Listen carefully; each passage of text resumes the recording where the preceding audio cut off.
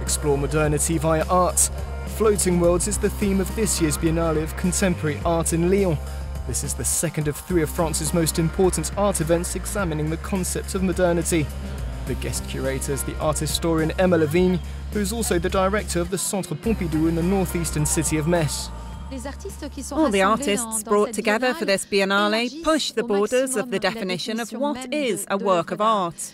A work of art is no longer something static. It could be a piece of material flowing in the wind, a musical piece, part of a forest presented as a modern sculpture. So there are really artists in this Biennale who reinvent what is a work of art. The Austrian artist SUSANNA FRITSCHER made a sonorous installation of rotating plastic tubes, and for the event, the Austrian contemporary musician Eva Reiter improvised to the changing sounds of the tubes.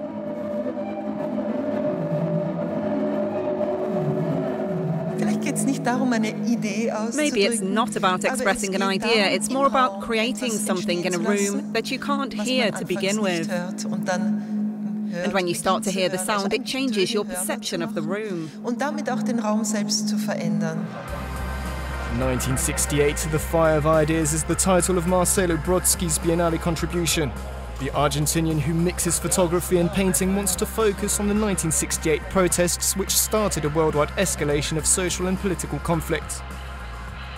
I think that the 1968 ideas influenced every one of us, all the coming generations, with an aspiration of a better future.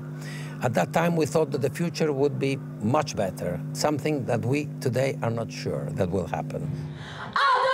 The American artist Ari Benjamin Meyers, who lives and works in Berlin, is a trained composer and conductor. He created an ephemeral rock group with art students who are also partly musicians. They rehearse throughout the Biennale, give one concert and then break up. Nothing is recorded.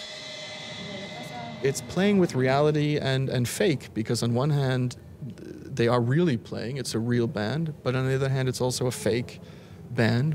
So it's in between. It's real for the moment, but it's also storytelling. It's telling the story of a band called The Art. Julien CREUZET was born on the outskirts of Paris, grew up on the Caribbean island of Martinique, and today works and lives in Paris. Here the visual artist and poet shows a composition of sculpture, installation and textural intervention, reflecting his own experiences and the relationship between Martinique and Europe. Here you can find many objects which represent the complexity of the world in which we live. For example, our relation to immigration, to war, to famine, to colonization, decolonization, neo-colonization. And as a matter of fact, all those elements are part of what makes the world we live in. Across the city, the exhibition showcases the works of over 80 artists from 23 countries, alongside classic art masterpieces of the 20th century on loan from the Centre Pompidou in Paris.